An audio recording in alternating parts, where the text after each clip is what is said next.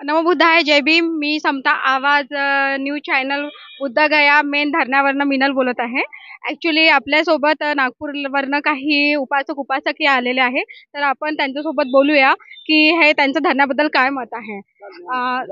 Sorry sorry जालन्यावरून आलेले आहे. Sir तुम्ही कुठून आले आहात? आम्ही जालन्यावरून आलो आहोत. तुमचा परिचय द्या. माझा परिचय बाळासाहेब रामभाऊ पट्टेकर. मी धम्मालय महाविहार ढाकेफळ या ठिकाणचा आहे आणि महत्त्वाचा आमचा हेतू आहे की महाबोधी विहार जे आहे हे ब्राह्मणाच्या हातातून मुक्त झालं पाहिजे, ही आमची पूर्ण मागणी आहे. कारण महाबोधी विहार हे बोधाचं आणि बाबासाहेबांनी दिलेले शिकवणीचं हे आमचा आत्मा असल्यासारखं आहे. म्हणून आम्हाला बोधी विहार हा बौद्ध भिक्षूच्या भारतातल्या बौद्ध भिक्षूच्या ताब्यात पाहिजे, एवढी आमची मांग आहे.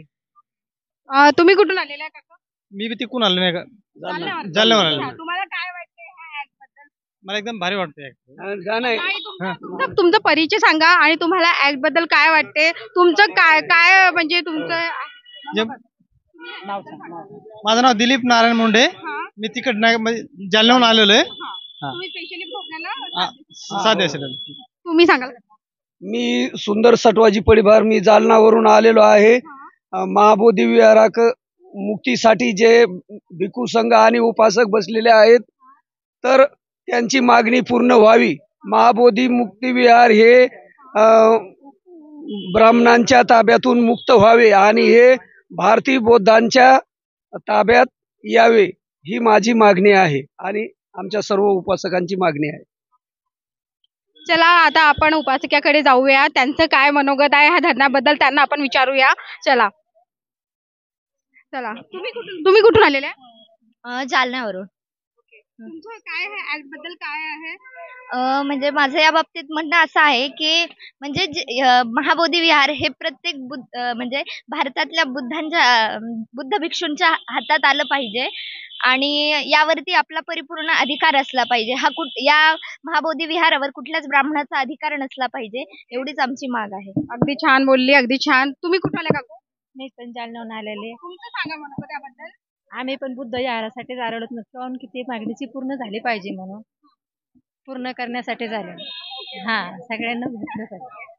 आजी तुम्ही सांगा. आम्ही जालन्याहूनच आलो, तर आमची मागणी तेच आहे की आम्हाला बोला, बोला. काही नाही, तुम्हाला जे वाटेल ते बोलू शकता. हा, काय कसं आहे? आमचं विहारासाठीच मागणं आहे, दुसरं काय आहे. मग आम्हाला आमच्या ताब्यात आलं पाहिजे.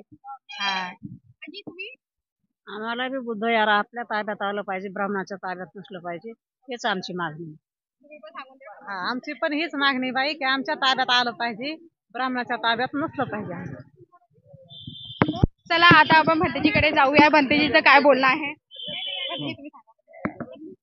माझं मत आहे, मी भंते शोले अंगुलीमाल शाखेबद्दल थेरो नागेवाडी नालंदा बुद्धविहार जालना सर्व या ठिकाणी आमच्या जालना, परभणी, घनसावंगी आणि संपूर्ण तालुक्याच्या जिल्ह्याच्या लेवलवरून आमचा सर्व बौद्ध बांधव या ठिकाणी आलेला आहे आणि सर्वजण पाठिंबा देण्यासाठी आलेले आहेत. आजपर्यंत जे धरणं आंदोलन सुरू आहे त्या धरणे आंदोलन पाठिंबा देण्यासाठी आणि खऱ्या अर्थाने महाबोधी आपल्या हक्काचा आहे, ते आमच्या बापाचा आहे आणि ते आम्हाला तुम्ही का देत नाहीत. ज्याप्रमाणे आमची शेती आहे, परंतु त्या शेतीचा आमच्याकडे सातबाराच नसेल तर त्या शेतीला काय फायदा. तर त्याच पद्धतीनं महाबोधी देखील आमच्या बौद्धांचं ते ताज आहे, सिरताज आहे, प्रमुख केंद्र आहे, परंतु आमच्याकडे सातबारा नाही किंवा ती BTMC कमिटी आमची नाही, आमच्या नावावर नाही, तर ते बौद्धांचं केंद्र असून फायदा काय. खऱ्या अर्थाने भारतामध्ये हिंदूंच्या ताब्यामध्ये मंदिरं आहेत, गुरुद्वारे शिखांच्या ताब्यामध्ये आहेत, मस्जिदी मुसलमानांच्या ताब्यामध्ये आहेत. त्याच पद्धतीनं महाबोधी महाविहार बौद्धांचं प्रमुख ज्या ठिकाणी भगवान बुद्धाने ज्ञान प्राप्त केलं, ती ज्ञानभूमी बुद्धगया आमच्या ताब्यामध्ये नाही. ही अखिल शोकांतिका आपल्या भारतीय बौद्ध बांधवाची आणि ही शोकांतिका खऱ्या अर्थाने नष्ट झाली पाहिजे. बौद्धांचं होतं, बौद्धांचं आहे आणि बौद्धांचंच राहील. आमच्या मागण्या पूर्ण करा, नाहीतर खुर्च्या खाली करा. महाबोधी आमच्या हक्काचं नाही, कुणाच्या बापाचं, एवढी आमची मागणी आहे.